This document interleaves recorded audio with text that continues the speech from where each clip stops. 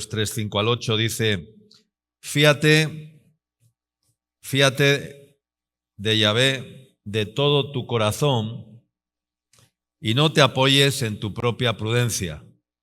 Reconócelo en todos tus caminos. ¿En cuántos caminos? En todos tus caminos. Reconócelo en todos tus caminos y Él enderezará tus veredas. No seas sabio en tu propia opinión. Teme a Yahvé y apártate del mal, porque será medicina a tu cuerpo y refrigerio para tus huesos. Que el Señor bendiga su palabra. Amén. Podríamos pensar y preguntarnos al leer este texto y decirle: Señor, ¿quiénes son aquellos a quienes tú vas a enderezar sus caminos, ¿no?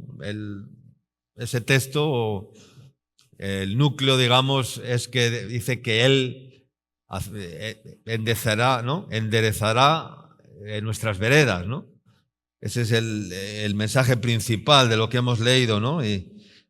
Pero ¿quiénes son aquellos a quienes el Señor va a enderezar sus caminos y sus veredas? Cuando los caminos, las veredas por las cuales nuestra vida es trazada, es llevada, pues son torcidos. Dios es aquel que puede enderezar nuestros caminos, que puede enderezar nuestras veredas.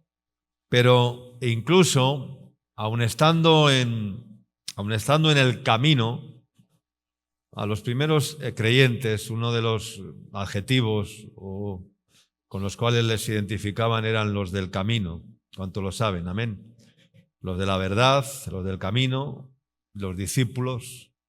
Nunca se les llamó cristianos, ¿no? Como sabéis, eso fue algo que se les llamó ya pasados 80 años, ya que Jesús había ascendido a los cielos, y fue en Antioquía cuando por primera vez se les llamó cristianos, pero fue de una forma como un mote, o sea, como despectivo, como de desprecio, ¿no? Entonces a los primeros seguidores de Jesús se les llamó los del camino, ¿no?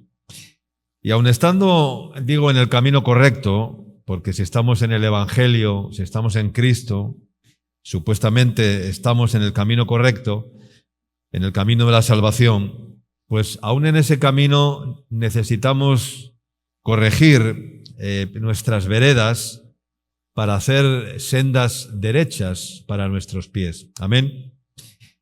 ¿Sí o no?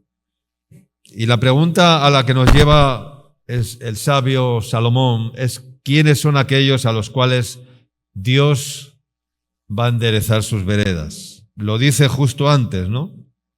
Yo creo que el primer versículo es fundamental. Dice: fíate del Señor, dice de todo tu corazón. Dice de todo tu corazón, o sea, dice fíate y absolutamente, plenamente en Dios, ya, de todo tu corazón, ¿no? Está hablando de una confianza, ¿no? Plena en Dios, ¿no? Fíate de todo tu corazón y reconócelo, dice, en todos tus caminos. Reconócelo en todos tus caminos, es decir, pon a Dios el primero en todos tus caminos, ¿no? Y normalmente, pues, los caminos de nuestra vida los determina. ¿Qué es lo que determina los caminos de nuestra vida? Pues es nuestro corazón. ¿Cuánto dicen amén? Porque del corazón salen los pensamientos, ya de la mente, el corazón es quien determina nuestros caminos, ¿no? Es el que toma nuestras decisiones, ¿no? Todos los días, porque todos los días tenemos que tomar decisiones, más importantes o menos importantes, ¿no? Pero todo en la vida es una decisión, ¿no? Tú decides qué comer, tú decides a qué hora levantarte, tú decides dónde ir, tú decides qué hacer, tú decides con quién hablar, tú decides a qué hora ir a trabajar, a qué hora dejar de trabajar. Tú decides, es tu corazón el que decide, ¿no? Entonces, ¿qué es el camino? Pues el camino son las decisiones que tomamos. Eso es el camino. ¿Y cuáles son las causas de las veredas torcidas en nuestras vidas. Porque todos hemos tenido veredas torcidas, aún muchos tenemos o tienen veredas que aún no han sido enderezadas totalmente en sus vidas, ¿no? ¿Y cuáles son las causas de las veredas torcidas en nuestras vidas? Pues son las decisiones las decisiones equivocadas que tomamos. ¿Desde dónde? ¿Desde nuestro qué? Desde nuestro corazón. Y un corazón que no confía plenamente en el Señor, fíate del Señor, dice, de todo tu corazón. Un corazón que no confía plenamente en el Señor, pues no puede ser regenerado para poder Dios hacer sendas derechas o caminos derechos en nuestras vidas. Hay un conflicto y ese conflicto aparece constantemente, ¿no? Es una lucha constante entre nuestro corazón y el corazón de Dios. Ahí hay un conflicto, ¿no? Entre nuestros pensamientos y los pensamientos de Dios, entre nuestros caminos y los caminos de Dios. Ahí hay una pugna, hay un conflicto, hay una lucha, ¿no? Es decir, no se entrelazan con tanta facilidad, no están siempre de acuerdo. No están siempre de acuerdo, ¿no? Tus caminos no siempre son los caminos de Dios. Tu corazón no es, casi siempre no es el corazón de Dios. Tus pensamientos no son muchas veces los pensamientos de Dios, ¿no? Entonces es muy difícil que estén entrelazados totalmente. ¿Y cuál es la causa? Que no hay una confianza plena en Dios, que no nos fiamos de Dios de todo nuestro corazón. Y por eso el primer versículo que hemos leído es: fíate, confía en el Señor, pero de todo tu corazón. No decir yo confío en el Señor, sí, es muy fácil decir yo confío en el Señor, pero eso hay que demostrarlo en cada circunstancia de la vida, ¿no? Entonces son los caminos de nuestro corazón. Y porque hay caminos que al hombre le parecen ¿cómo? Le parecen derechos, dice la Escritura. Le parecen derechos. Son los caminos de nuestro corazón. Claro, que le parecen los caminos de nuestro corazón, a todos nos parecen derechos, porque es lo que nosotros decidimos, lo que nosotros pensamos, y lo que nosotros pensamos o decidimos siempre es lo que pensamos que es derecho, que es mejor, que es lo que más nos gusta, lo que más nos atrae, lo que más nos agrada, ¿no? No, pero son los caminos de nuestro corazón. ¿Pero qué dice la palabra? ¿A dónde llevan esos caminos que al hombre le parecen derechos? Eso lo dice en Proverbios 14:12. Dice, hay caminos que al hombre le parecen, no es que sean derechos, dice, le parecen derechos.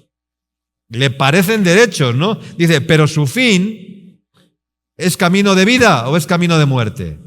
Es camino de vida, dice.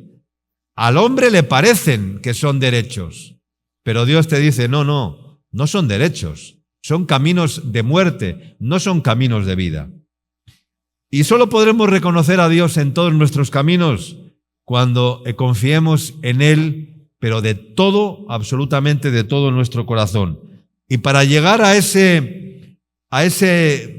madurez en el Señor, Dios tiene que trabajar constantemente en nuestra vida y sustituir ese corazón rebelde, ese corazón arrogante, ese corazón disidente, que está en desacuerdo. Eso es la palabra disidente, que está en desacuerdo. Altivo, ¿verdad? Que quiere tomar sus propias decisiones. Entonces, no es de todos que Dios va a enderezar sus caminos, sino de aquellos que han renunciado a su propio corazón para vivir con otro corazón, conforme al corazón de Dios. David dice que era un hombre conforme al corazón de Dios. Y un corazón de Dios no quiere decir que no cometa errores, no, porque David cometió errores, pero aunque los cometió, Dios le dio la gracia de saber y poder arrepentirse de cuando tomó decisiones equivocadas en el momento en que Dios esperaba de él un arrepentimiento. Entonces, Dios le dio la oportunidad de arrepentirse. Hay otros que Dios no les dio la oportunidad de arrepentirse. Esaú procuró con lágrimas y lo consiguió. Dice que no, aunque lo procuró con lágrimas. Ya no hubo arrepentimiento para él, porque menospreció nada más y nada menos que la primogenitura. Entonces Dios le dijo, ya no hay lugar para ti, has desechado. Saúl fue desechado también y era un hombre ungido de Dios, era un rey ungido por Dios, ungido con el aceite del cuerno, ¿verdad? Pero, ¿y qué le pasó a Saúl? Pues, ¿cómo terminó la vida de Saúl? De una forma trágica, ¿no? Bien trágica, ¿no? Porque ¿qué hizo Saúl? Se echó sobre su espada, se suicidó.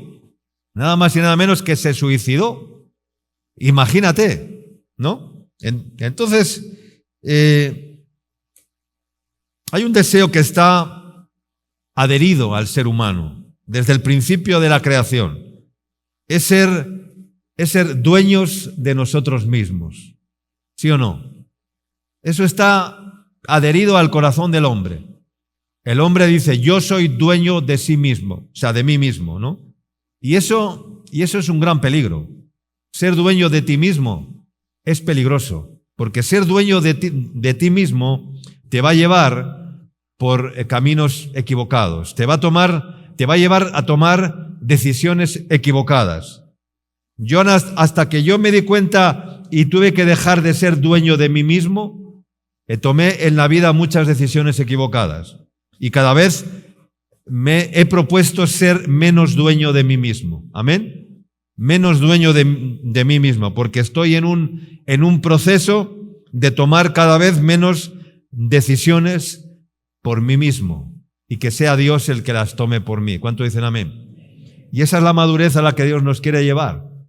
Pero ay, amigo, renunciar a ser tu propio dueño es muy doloroso, ¿verdad? Nadie quiere renunciar a ser dueño de sí mismo, porque el hombre es así.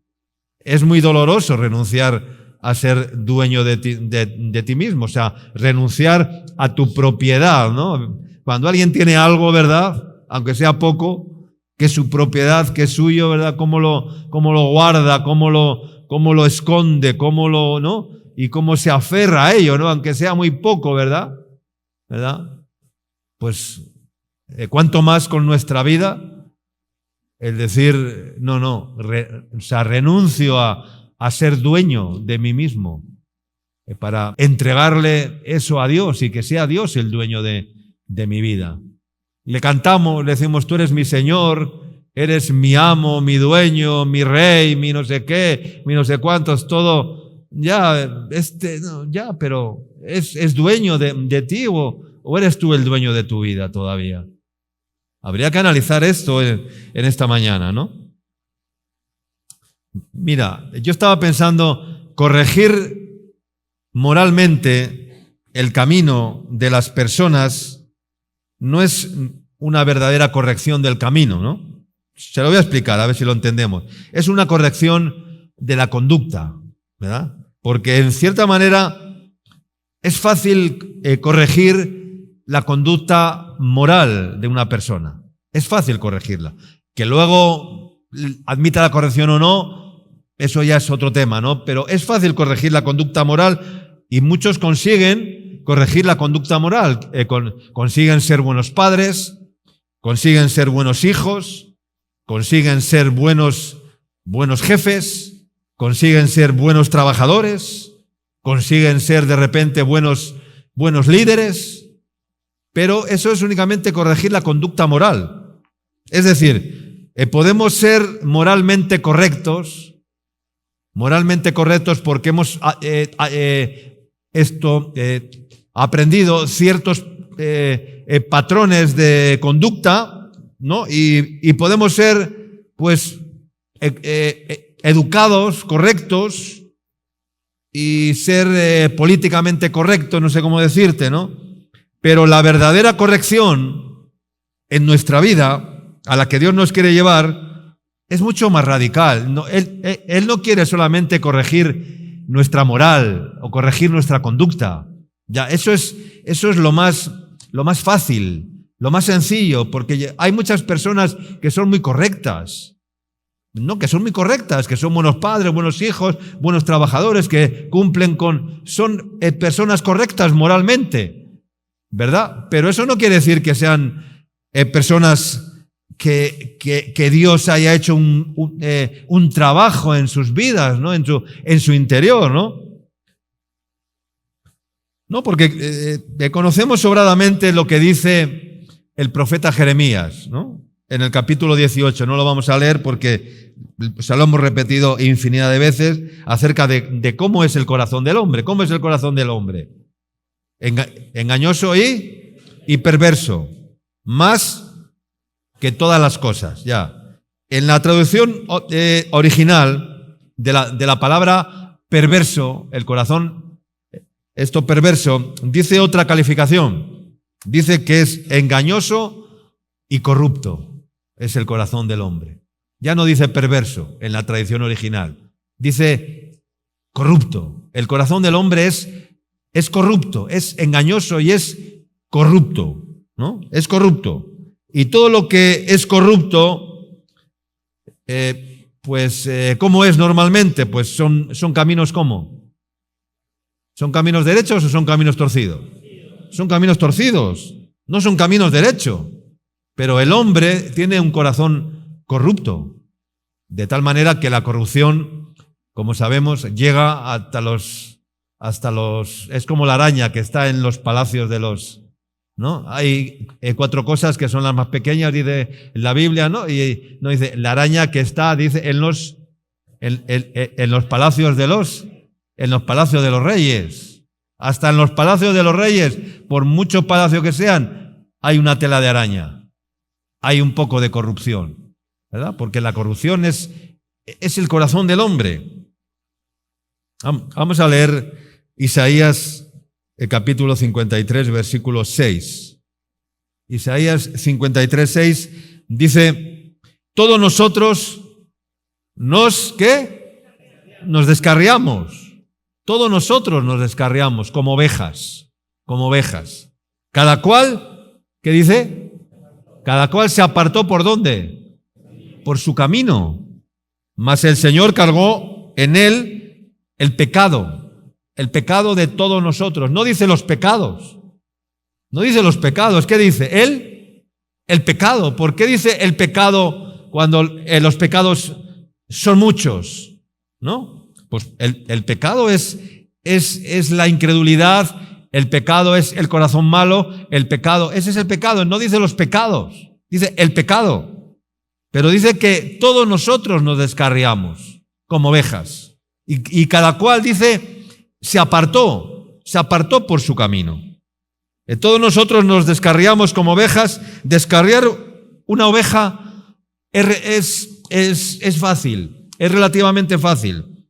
Cuando la oveja o la persona toma las decisiones confiando en sí misma. Es lo que lleva a la oveja ¿a qué? A salir fuera de ¿dónde? Fuera del rebaño, fuera del redil, ¿verdad? Y por lo tanto a perder la protección, la guarda, la ayuda, la cobertura o que el rebaño le ofrece, que el redil le ofrece. Descarriarnos es como perder la orientación. Eso es descarriarse, es perder la orientación, es perder el norte. Dice que todos nosotros nos descarriamos como ovejas, ¿verdad? Y cada cual dice que se apartó por su camino. Ese camino lo determina ¿qué? ¿Quién determina el camino? El corazón. El corazón humano que no ha sido regenerado. El nuevo corazón no tiene la intención de trazar su propio camino, o el corazón de Dios, porque es un camino nuevo. es un camino nuevo y vivo que Dios abrió, porque ya Dios ha hecho un camino nuevo. Amén. Ese es el camino nuevo que Dios ha abierto. Lo dice la palabra, ¿no? En Hebreos capítulo 10, versículo 19 al 22, dice: así que, hermanos, teniendo libertad para entrar en el lugar santísimo por la sangre de Cristo, dice, por el camino que, dice, nuevo y vivo, que Él abrió, que Él nos abrió, dice, a través del velo, esto es de su carne, y teniendo un gran sacerdote sobre la casa de Dios, acerquémonos con corazón sincero, en plena certidumbre de fe, purificados los corazones de mala conciencia y lavados los cuerpos con agua pura. Está hablando de ese camino nuevo que Él abrió a través del velo. Es un camino nuevo.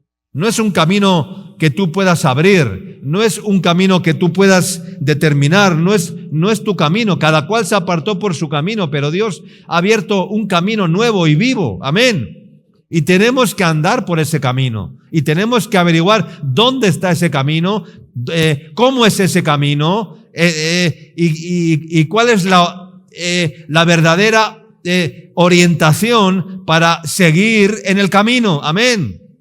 Porque muchos se apartan del camino, porque muchos se quedan junto al camino, porque muchos es como aquellos que están junto al camino, ¿no? Que dice, la semilla que echó el sembrador, parte de la semilla cayó ¿dónde? Cayó junto al camino, no cayó en el camino, cayó junto al camino. Y porque cayó junto al camino, pues esa semilla, ¿qué pasó? Que se perdió. Porque hay muchas personas que, como no están en el camino, porque están junto al camino, están en la bifurcación, en la encrucijada de los caminos, están ahí, cuando les cae la semilla, se pierde. Porque solamente aquellos que están en el camino, cuando viene la semilla, cuando viene la palabra, cuando Dios habla, los que están en el camino escuchan a Dios, oyen a Dios, obedecen a Dios. Porque están en el camino. Ezequiel capítulo 36, versículo 26 al 32. Hay un texto que lo hemos leído también muchas veces. Este texto del profeta Ezequiel explica muy bien cómo es la obra completa que el Espíritu Santo hace para enderezar los caminos del hombre. Y aquí dice el 26, dice, os daré corazón nuevo, y pondré espíritu nuevo dentro de vosotros, y quitaré de vuestra carne el corazón de piedra, y os daré un corazón de carne. Ese es el corazón nuevo. Y pondré dentro de vosotros mi espíritu, dice el Señor, y haré que andéis en mis estatutos, en mis preceptos, y que los pongáis por obra. Luego dice, habitaréis en la tierra que di a vuestros padres, y vosotros me seréis por pueblo, y yo seré a vosotros por Dios, y os guardaré de todas vuestras inmundicias, y llamaré al trigo, y lo multiplicaré, y no os daré hambre. Multiplicaré asimismo el fruto de los árboles, y el fruto de los campos, para que nunca más recibáis oprobio de hambre entre las naciones. Y el 34, el 33, el 31, perdón, dice, y os acordaréis, dice, de vuestros malos caminos y de vuestras obras que no fueron buenas, y os avergonzaréis de vosotros mismos por vuestras iniquidades y por vuestras abominaciones. ¿Tú te has avergonzado de ti mismo alguna vez? Pero no es esa vergüenza de que se me pone la cara roja y porque soy tímido. No. Vergüenza de ti mismo, ¿ya? De lo que hay en tu corazón, de lo que habita dentro de ti, de tu pecado. Eso es lo que dice aquí el Señor. Vergüenza. Oprobio, vergüenza, sentir vergüenza.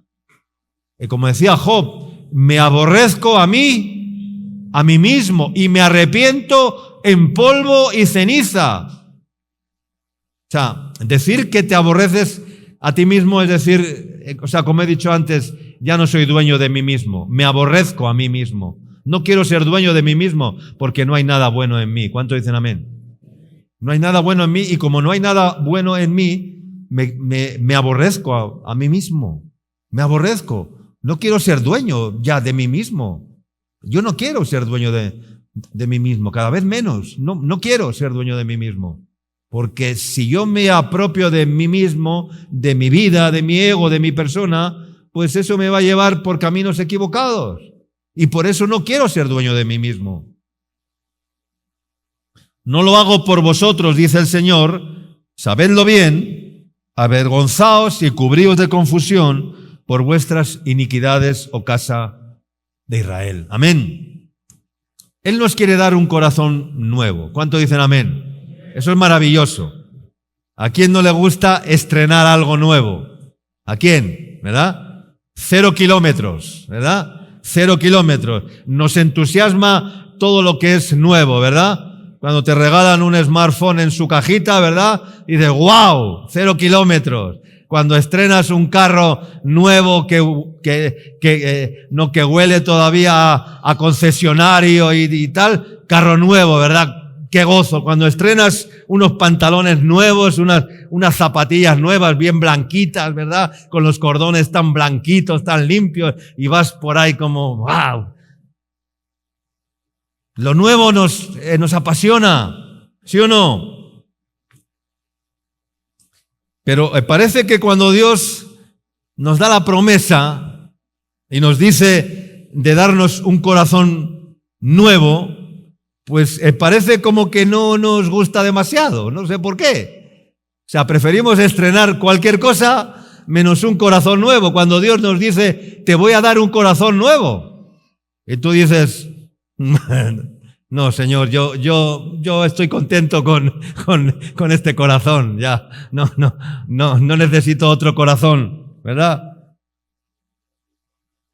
Ya no es tan atractivo estrenar un corazón.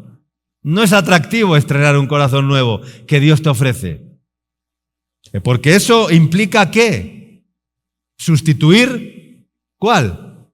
El viejo corazón, que tanto nos agrada, que tanto nos satisface, que tantos placeres nos otorga, que tantos privilegios nos da, que tanta libertad nos da, ¿verdad? Que tantos pecados nos permite practicar. Y tantos pensamientos que habitan y que gobiernan y que dominan en él. Y tú dices, no, gracias, Señor, yo ya estoy bien con este corazón. No necesito un corazón nuevo. Cuando Nicodemo fue a hablar con Jesús aquella noche famosa, la noche famosa en la que Nicodemo, en Juan capítulo 3, se acercó a Jesús, Nicodemo esperaba que el final de la conversación con Jesús fuera seguramente otro final muy diferente. Porque Nicodemo él no necesitaba corrección moral en su vida. Él no necesitaba eso, a diferencia de muchos de nosotros que necesitamos todavía esa corrección moral y de conducta, ¿verdad? Muchos de nosotros todavía necesitamos ser corregidos moralmente en nuestra conducta, especialmente los jovencitos y las personas inmaduras, ¿no? Pero Nicodemo era un hombre viejo, él no necesitaba ninguna corrección moral, ¿no? No necesitaba ninguna clase de conducta, ni de moralidad. Él no necesitaba eso, ¿verdad? Nicodemo tenía un corazón moralmente pues mucho más saludable que el que pueda tener cualquier impío o incluso alguno de nosotros. Pero él esperaba otra cosa en aquella conversación nocturna con Jesús. Y la conversación fue que Jesús le dijo, mira, Nicodemo, con ese corazón, Nicodemo, aunque no necesite corrección moral ni ética, ¿verdad? Aunque no eres un pecador o porque no eres un pecador denigrante, ¿verdad? Pero si no consigues sacar ese corazón de ti, no vas a poder entrar en el reino de los cielos, ¿no? Es lo que le dijo más o menos en otras palabras. ¿Por qué? Pues porque Jesús no podía corregir nada en Nicodemo. No tenía nada de qué, moralmente, de qué corregirle en su conducta, porque era 1A en su conducta, ¿verdad? Absolutamente nada en su conducta moral, porque era un hombre totalmente correcto.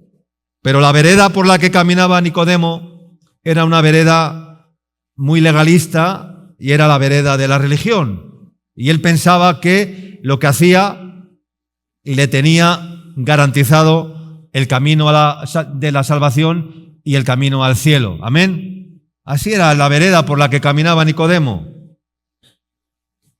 Y Jesús le tuvo que aclarar que no era por lo que él hacía que fuera a entrar en el reino de los cielos, sino que necesitaba, ¿qué? Un nuevo corazón.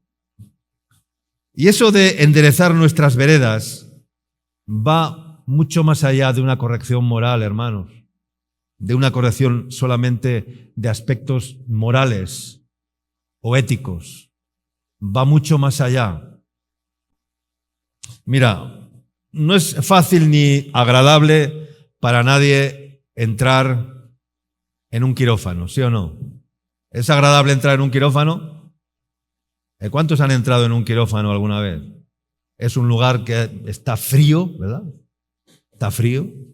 Unas luces así como blancas, potentes, ¿verdad? Te ponen en la camilla, rodeado de batas verdes o blancas, ¿verdad? Con mascarillas. Viene uno que le llaman el anestesista, ¿verdad? Para dormirte. ¡Wow! O sea, es horroroso. Horroroso. ¿Sí o no? Es horroroso. ¿Qué pasará? ¿Qué no pasará? Ahora me quedo dormido. ¿Qué van a hacer conmigo? ¿Cómo saldré de esta? Y el anestesista, mientras se acerca a ti, te cuenta un cuentito, le dice, ¿cómo te llamas? ¿Cuántos hijos tienes? Y para que te quedes dormidito, ¿verdad? Y te empieza a hacer preguntitas y a entretenerte para que la cosa sea un poco más, como más suave, ¿verdad? No va directo al grano. Eso es el quirófano. Y allí, en la mesa de operaciones, no es el mejor lugar, pero a veces es necesario, por causa de alguna enfermedad, por causa de alguna dolencia, por causa de alguna afección en nuestro cuerpo. Pero la mesa de operaciones que el Señor tiene preparada para ti y para mí es totalmente diferente. Es totalmente diferente. No es una camilla hospitalaria, no es un lugar frío, no es un lugar donde estás rodeado de personas con batas verdes. No, no. ¿Es una camilla o es un lugar que tiene forma de qué? ¿De qué tiene forma? De cruz. De cruz. Esa es la mesa de operaciones. Es la cruz. Ya no es una camilla hospitalaria en un quirófano, en una sala fría. No, no. Es la cruz. Esa es la mesa de operaciones. Entonces, es necesario pasar por la mesa de operaciones para que Dios nos saque ese corazón y nos ponga un corazón nuevo. Porque no es transformar este corazón. O sea, Dios no puede transformar este corazón. No puede. Dios tiene que sacarlo y poner otro. O sea, no es decir, no, Señor, transforma mi corazón. No. El primer trasplante de corazón de la humanidad se produjo en el año 1967, creo. Un doctor sudafricano llamado Christian Barnard, ¿verdad? Y bueno, fue el primer trasplante de corazón después de 5 o 6 horas. Consiguió hacer un trasplante de corazón de una jovencita que había tenido un accidente y trasplantárselo a un señor un poco mayor, ¿verdad? Que a los 8 días o al poco tiempo murió. Era un señor enfermo de varias enfermedades, diabetes, algo de cardiopatías y no sé qué historias. Y bueno, fue un éxito la operación, pero el hombre no duró mucho tiempo, ¿no? porque luego murió, creo, de una pulmonía, de una neumonía o no sé qué, ¿no? He leído la historia, ¿no? Luego se han ido sucediendo a lo largo ya de los... No es tan reciente el tema del trasplante de corazón, es algo que aún está ¿no? Está ahí en estudio, ¿no? Pero, o sea, que cada vez es más fácil, ¿no? ¿No? Hacer un trasplante de corazón.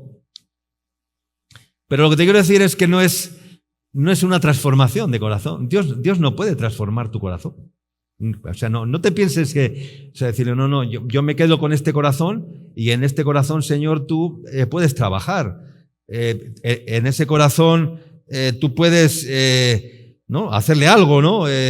Tú le puedes poner un marcapasos de repente, le puedes sustituir una válvula, como hacen los cardiólogos, ¿no? Que te ponen un marcapasos y el corazón, pues, aguanta unos años más de vida de repente y le ponen las pilas, digamos, al corazón, le meten ahí electricidad, le ponen un marcapasos y el corazón empieza de nuevo a bombear, ¿no? Y puede durar. Hay gente que tiene marcapasos ¿no? Y eso le ayuda durante unos años a que su corazón camine, ¿verdad? O le sustituyen una válvula o le hacen el cardiólogo sabe qué hacer, ¿no? Pero el Señor no es eso. Él no viene a hacer eso. Él no viene a ponernos un marcapasos, ni viene a sustituir una válvula. No, Él viene a arrancar este corazón y a poner otro. O sea, esa es la única solución. Un trasplante. Esa es la única solución. Y eso es a donde Dios nos quiere llevar, ¿verdad? Amén. Porque su corazón no admite ninguna reparación. O sea, tu corazón no puede ser reparado. No puede ser reparado. Necesita ser cambiado. ¿Cuánto dicen amén? Es como cuando vas al taller mecánico y le dicen, no, el alternador está dañado, le podemos rebobinar, le podemos hacer no sé qué, le podemos prolongar la vida. Y el mecánico te dice, pues no merece la pena, hay que sustituirlo, hay que poner un alternador nuevo. La batería, no, le podemos un poco dar una carga para que la batería todavía dure unos meses más. Y el mecánico te dice, no, esa batería tiene que ser cambiada. Una batería nueva, un alternador nuevo, un corazón nuevo. ¿Cuánto dicen amén? Es un corazón nuevo, pero no lo logramos entender, no alcanzamos a entenderlo. Sabemos, pero no lo obtenemos, no sé cómo decirte, y no llegamos a ese nivel, a ese punto de decir, renuncia a mi corazón, Señor, sácame el corazón y pon un corazón nuevo dentro de mí. Amén. Y entonces es irreversible, no admite reparación.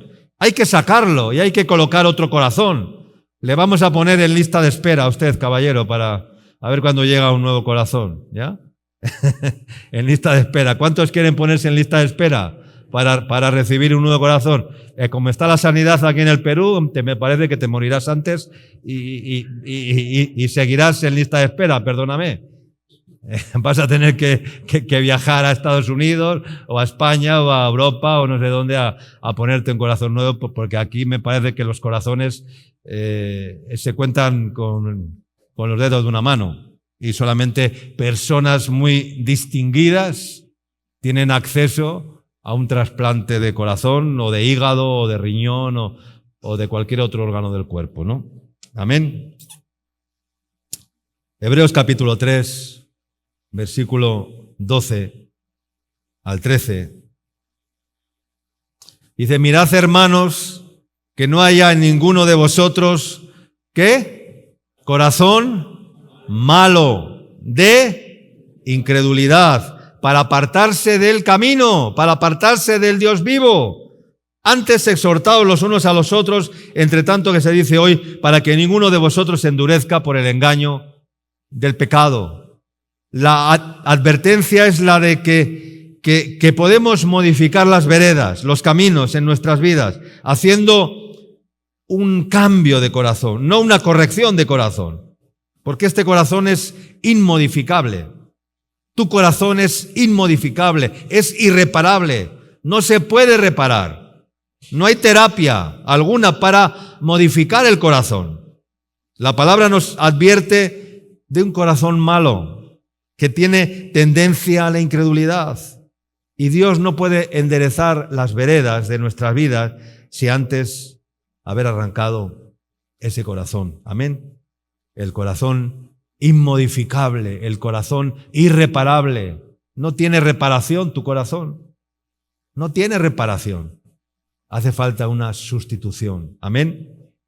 Hebreos capítulo 12. Estábamos en el 3, ahora vamos al 12. Hebreos 12, versículos 12 y 13. Por lo cual, levantad las manos caídas y las rodillas paralizadas y haced sendas derechas para vuestros pies. Haced sendas derechas para vuestros pies, para que lo cojo no se salga del camino, sino que sea sanado. Amén. Haced sendas derechas para vuestros pies, para que lo cojo no se salga del camino, sino que sea sanado. Este texto tenemos que ponerlo en un contexto en el cual podamos entender lo que nos quiere decir la palabra de Dios. Amén. Y aquí vemos aquí dos figuras, ¿no? Yo veo dos figuras acá. La primera nos habla primeramente de aquel que tiene, ¿cómo? Las manos caídas y las rodillas paralizadas. No es la figura, eso no es la figura, no nos equivoquemos. Esa no es la figura de un hombre, de una persona, de ti o de mí, que se ha rendido delante de Dios, sino más bien es la figura de alguien que ha sido vencido por los enemigos. Amén. Que es muy diferente. Porque podemos pensar las manos caídas, las rodillas paralizadas, podemos decir, eso es de alguien que sea, ¿no? Que ha caído de rodillas delante de Dios y no sé qué, y que se ha rendido delante de Dios. No. Es la figura de alguien que ha sido vencido por los enemigos. Porque, ¿qué hace un soldado cuando quiere rendirse delante de un ejército enemigo o delante de los enemigos? ¿Qué hace? Lo primero es, ¿suelta qué? Suelta las armas, deja las armas en tierra, ¿no? Deja las armas. ¿Y qué hace después? ¿Levanta qué? Levanta las manos en son de paz. Levanta las manos en son de paz y además hinca sus rodillas en la tierra en señal de que ha sido ¿qué? Vencido, derrotado, vencido, ¿no? Esa es la figura que está aquí enseñándonos la palabra. Y la otra figura es lo que viene después, cuando dice, y haced sendas derechas para vuestros pies, para que lo cojo no se salga del camino, sino que sea sanado. En todo rebaño hay ovejas rengas, ovejas cojas. Una oveja renga es una oveja coja, ¿verdad? En la iglesia también hay muchas ovejas rengas, ovejas cojas, muchas. Hay muchas ovejas cojas. Yo veo muchas ovejas cojas en la iglesia, en la comunidad, en el ministerio. Muchas ovejas que son rengas, que son cojas, que tienen dificultad. Una oveja coja, una oveja renga, es una oveja que tiene dificultad para caminar en la voluntad de Dios. ¿Sí o no? Hay muchas ovejas que tienen dificultad para caminar en la voluntad de Dios. Hay muchas personas que tienen dificultades para caminar en la voluntad de Dios, en sus vidas, en el camino, porque la voluntad de Dios es el camino. Y hay muchas ovejas que son cojas, que tienen dificultades serias para caminar por el camino, para caminar en la voluntad de Dios, que es el camino. Y por eso son rengas, son cojas. No pueden caminar por ese camino. Dicen que la oveja es el animal que más se parece al ser humano, ¿sí o no? Si no, la Biblia no nos compararía con ovejas. La Biblia constantemente nos está comparando ¿con qué? Con ovejas, ovejas de su prado, la oveja y el pastor, entrad por el redil, yo soy el buen pastor su vida da por las ovejas, yo soy la puerta del redil, las ovejas, constantemente habla de ovejas la Biblia. Cuando está hablando de ovejas, está hablando de personas, porque la oveja y el ser humano tienen muchas características muy semejantes. Así que no te ofendas, eres una ovejita o puedes ser una cabra también. Porque hay ovejas y hay cabras, ¿no? Dirá a las ovejas, entrad, benditos de mi Padre, ¿verdad? Pero a las cabritas, ¿qué dice? Que las pondrá, ¿a dónde? Les pondrá aparte, les dejará fuera, en el juicio final. Entonces hay ovejas y hay cabras. Pero hay ovejas rengas, hay ovejas cojas también en los rebaños, en las iglesias, muchas ovejas cojas, con cojera, que es una de las enfermedades más características de la oveja, es la cojera.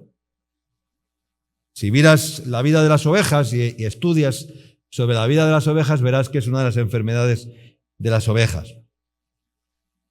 Y por algo la Biblia está llena de expresiones que compara a las ovejas con nosotros, con los hombres, ¿no? Y hay muchas ovejas que se vuelven díscolas. ¿Qué es una oveja díscola? Es una oveja que no es dócil. Alguien díscolo es alguien que no es dócil, que no es fácil de manejar, ¿verdad? Que no es dócil, porque son desobedientes, porque son rebeldes, porque son altivas o altivos, ¿verdad? Porque tienen el deseo de no obedecer al pastor. Hay muchas ovejas que son díscolas, que no quieren no seguir al pastor. Y la oveja díscola es aquella que constantemente se aparta del rebaño, que se queda trabada en los zarzales, que va hacia un despeñadero y que se queda ahí y el pastor la tiene que ir a jalar con el cayado para no cogerla de la pata y que no se caiga. Esas son ovejas díscolas. Aquí también hay ovejas díscolas, que no son dóciles, ¿no? Para obedecer al Señor. Eso es una oveja díscola. A veces incluso los pastores tienen que quebrar las patas o la pata de las ovejas, ¿verdad?, para que no puedan abandonar el rebaño. Esto es una práctica que hacen los pastores que tienen ovejas. A la oveja que es muy díscola, va el pastor y le quiebra la pata. Le quiebra la pata, sí. ¿Para qué? Para que la oveja ya no se pueda ir por donde quiera. Luego después, la venda es la oveja perniquebrada que está escrito en la Biblia. La perniquebrada es la oveja que el pastor la ha quebrado la pata, porque es una oveja díscola, y le ha quebrado la patita, después se la venda, pero la oveja ya con la patita vendada ya no puede hacer tonterías, ya no tiene libertad, ya no puede escaparse, ya no puede alejarse, necesita ayuda, necesita la vara y el cayado del pastor. ¿Se dan cuenta? Ovejas perniquebradas. Aquí no sé si habrá alguna oveja perniquebrada, que el pastor le ha tenido que romper la pata, pero hay algunos que le rompes la pata y hay que estar rompiéndoles la pata constantemente para que no abandonen el redil. Y les vendas y otra vez quieren, y otra vez, venga, otra vez a romper la patita, a quebrar la patita. Y la oveja perniquebrada es la que camina más lentamente porque no puede caminar, está impedida, ¿verdad? Y el Señor muchas veces tiene que quebrarnos las patas para corregir las veredas torcidas de nuestra vida, para romper el poder del pecado en nuestras vidas, para que no sigas insistiendo en tomar decisiones en tu vida basadas en tu propio corazón. Amén. Y eso me recuerda a alguien, a un personaje bíblico, hablando de la oveja perniquebrada. Me recuerda mucho a Jacob, ¿sí o no? Claro, aquella noche, junto al arroyo, allí en el vado de Jaboc, allí estaba Jacob. Después de cruzar el arroyo, dice que se quedó solo.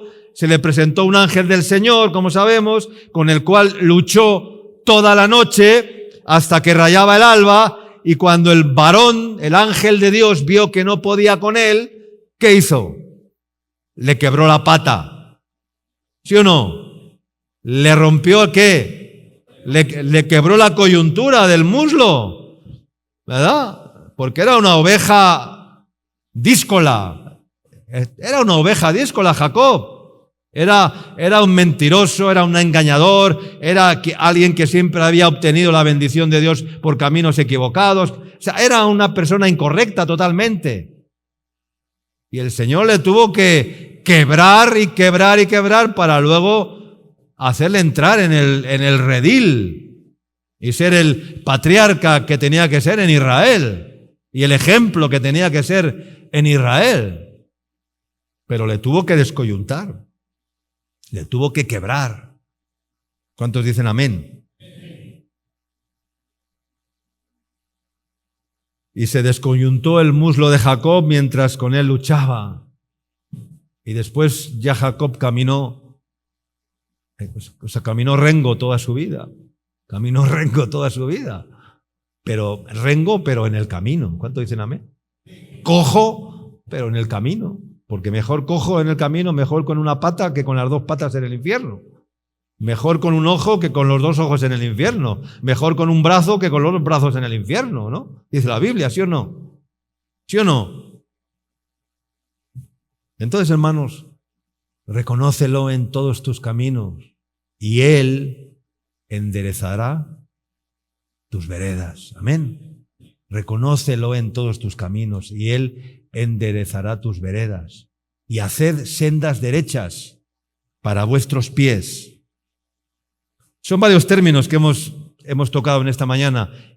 Caminos, veredas y sendas. Una senda, ¿qué es una senda? Es un camino más estrecho. Es un camino más estrecho. Abierto, una senda es un camino más estrecho, abierto principalmente para el tránsito de ganado menor, ovejas en este caso, y de los caminantes también. Eso es una senda. ¿Y cuál es la diferencia entre la senda y el camino? ¿Cuál es la diferencia? Hay una diferencia entre la senda y el camino. La diferencia entre un camino y una senda es que el camino lo puedes hacer tú del punto de partida que eliges hasta el destino. Tú puedes determinar el camino, tú puedes hacer el camino, pero las sendas tienen la característica de que alguien ya ha caminado por ella. Amén. No es un camino que tú has trazado, no. Es una senda que ya está trazada porque alguien ha caminado ya por ella. ¿Y sabes quién es ese alguien que ha caminado por esa senda? Es Jesús. Y Él ha dejado sus huellas. Amén. Para que sigamos por esa senda, por ese camino y hagamos sendas derechas para nuestros pies. Amén. Es un camino que ya está señalado, que no lo tienes tú que hacer. Ya está marcado, delimitado. O sea, tiene sus límites, está delimitado. ¿Y cómo es una senda? ¿Es ancha o es estrecha? Es estrecha. No es una senda, o sea, no es una autopista de 4 carriles. No, es un caminito estrecho, como dice la Escritura. Entrad por la puerta estrecha y por el camino angosto. Amén. Esa es la senda derecha. Haced sendas derechas para vuestros pies. Eso es la senda, ese es el camino estrecho. Amén. Gloria a Dios. Termino con un texto maravilloso que está escrito en Jeremías capítulo 6 y versículo 16.